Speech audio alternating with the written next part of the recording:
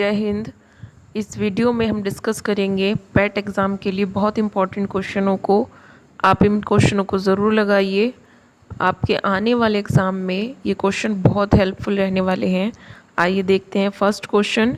अगर आपने हमारे चैनल को अभी तक सब्सक्राइब नहीं किया है तो ज़रूर कर लीजिए। हम डेली पैट की वीडियो डेली प्रैक्टिस कराते हैं। आपकी तैयारी को पीक पर पहुंचाने के लिए प्रैक्टिस बहुत ज़रूरी है। आइए देखते हैं फर्स्ट क्वेश्चन। स्वामी दयानंद सरस्वती द्वारा उदयपुर में स्थापित सामाजिक संस्था कौन सी थी? तो स्वामी दयानंद सरस्वती द्वारा जो उदयपुर में स्थापित संस्था का नाम है उसका नाम है परोपकारिणी। ऑप्शन ए सही हो जाएगा। अगला क्वेश्चन देखते हैं। ऋग्वेद में कुल कितने मंडल हैं? ऋग्वेद में टोटल मंडलों की संख्या होती है 10। आगे देखते हैं। महावीर स्वामी को मोक्ष कहाँ प्राप्त हुआ था?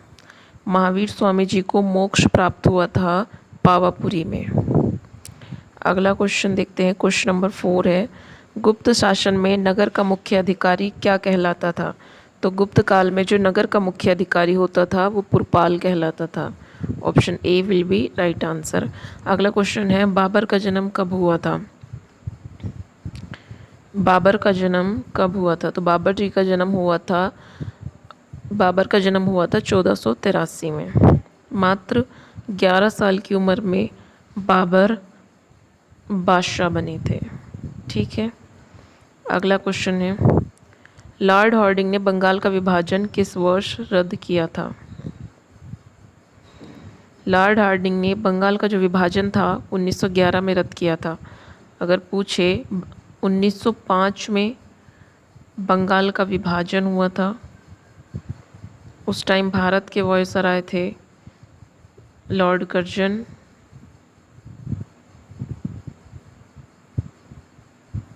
और 1911 में लॉर्ड हार्डिंग ने उसको रद्द कर दिया था। अगला क्वेश्चन है। भारतीय राष्ट्रीय कांग्रेस की सबसे पहली महिला अध्यक्ष कौन थी? एनी बेसेंट भारतीय राष्ट्रीय कांग्रेस की सबसे पहली महिला अध्यक्ष थी। अगर पूछे कि भारतीय महिला कौन सी थी तो भारतीय महिला का पूछे तो हमारा सरोजनी नायडू हो जाएगा। सरोजनी नायडू। फिलहाल इसका आंसर एनी बेसेंट। भारत में होम रूल लीग किसने शुरू किया था? भारत में होम रूल लीग जो शुरू किया था वो एनी बेसेंट ने किया था। Option B will be right answer. अगला क्वेश्चन देखते हैं। यंग इंडिया साप्ताहिक पत्रिका कौन प्रकाशित करते थे? यंग इंडिया जो साप्ताहिक पत्रिका प्रकाशित करते थे वो महात्मा गांधी करते थे। अगला क्वेश्चन है। चोरी चोरा कांड कब हुआ था? चोरी चोरा कांड हुआ था 5 फरवरी 1922 को। कौन सा राजस्थान का मरुस्थलीय जिला नहीं है? इनमें से कोटा राजस्थान का मरुस्थलीय जिला नहीं है। बाकी बाड़मेर, जैसलमेर, चूरू ये तीनों के तीनों मरुस्थलीय जिले हैं। राष्ट्रीय वन अनुसंधान संस्थान कहाँ है?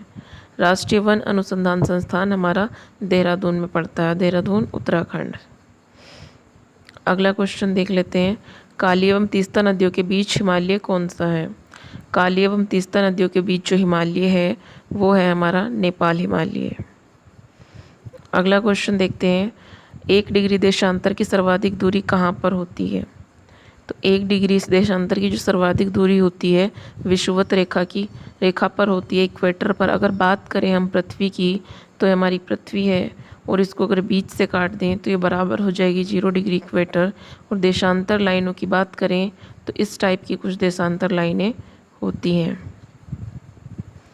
अब पूछा है दो देशांतर रेखाओं में सबसे ज़्यादा दूरी पाई जाती है इक्वेटर में। ये जो देशांतर रेखाएं पोल पर आकर मिल जाती है और सबसे ज़्यादा दूरी इनमें होती है इक्वेटर पर। पूछे कितनी दूरी होती है तो 111 किलोमीटर के लगभग होती है। अगर क्वेश्चन पूछे कि एग्जैक्ट कितनी होती है 111.32 किलोमीटर। अगला क्वेश्चन है। भारत की जनगणना का लघु विभाजक वर्ष कौन सा है? भारत की जनगणना का लघु विभाजक वर्ष कौन सा है? 1951 को भारत की जनगणना का लघु विभाजक वर्ष माना जाता है। अगला क्वेश्चन है।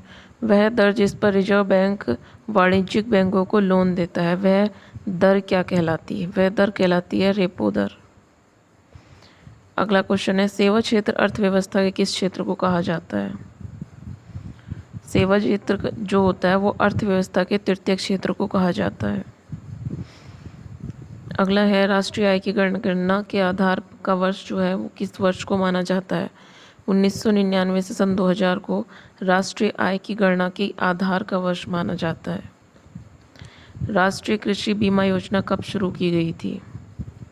1999 में राष्ट्रीय कृषि बीमा योजना को शुरू किया था। किसे भारत में हरित क्रांति का जनक कहा जाता है? तो भारत में एम.एस. स्वामीनाथन को हरित क्रांति का जनक कहा जाता है और विश्व में हरित क्रांति का जनक नॉर्मन बोरलॉग को कहा जाता है। दूसरी पंचवर्षीय योजना की प्राथमिकता क्या थी? भारी उद्योगों को बढ़ावा देना दूसरी पंचवर्षीय योजना की प्रायोरिटी थी। भारत सरकार की संसदीय प्रणाली, भारत के इंडियन कॉन्स्टिट्यूशन में संसदीय प्रणाली किस राष्ट्र के संविधान से लाई गई है? तो संसदीय प्रणाली यूनाइटेड किंगडम से लेकर आई गई है। अगला क्वेश्चन है भारत में कितने राज्य और कितने केंद्र शासित हैं? टोटल राज्य 28 और यूनियन टेरिटरी हो गई हमारी 8। संविधान सभा में उद्देश्य प्रस्ताव निम्नलिखित में से किसके द्वारा प्रस्तुत किया गया था? पंडित जवाहरलाल नेहरू को उद्देश्य प्रस्ताव पंडित जवाहरलाल नेहरू ने संविधान सभा में उद्देश्य प्रस्ताव प्रस्तुत किया था। भारतीयों में क्रमशः राज्यों और केंद्र शासित प्रदेशों की संख्या 28 राज्य हो रहे हैं टोटल और 8 हमारे केंद्र शासित प्रदेश। ये रिपीटेड क्वेश्चन है। भारत में स्वतंत्र और निष्पक्ष चुनाव कराने की जिम्मेदारी किसकी है? तो निर्वाचन आयोग की भारत में निष्पक्ष और स्वतंत्र चुनाव कराने की जिम्मेदारी है। अगर क्वेश्चन कहे कि निर्वाचन आयोग का गठन किस आर्टिकल में है, तो आर्टिकल हो जाएगा हमारा 324। आज के लिए इतना ही, मिलते हैं नेक्स्ट वीडियो में। आप चैनल को ज़रूर सब्सक्राइब कीजिए। हमारे चैनल पर डेली वीडियो विज़िट कीजिए। डेली वीडियो डाली जाती हैं पेट एग्ज़ाम के लिए। बहुत अच्छी इंपॉर्टेंट क्वेश्चनों को हम सेलेक्ट करते हैं। सभी को मिलते हैं नेक्स्ट वीडियो में। सभी को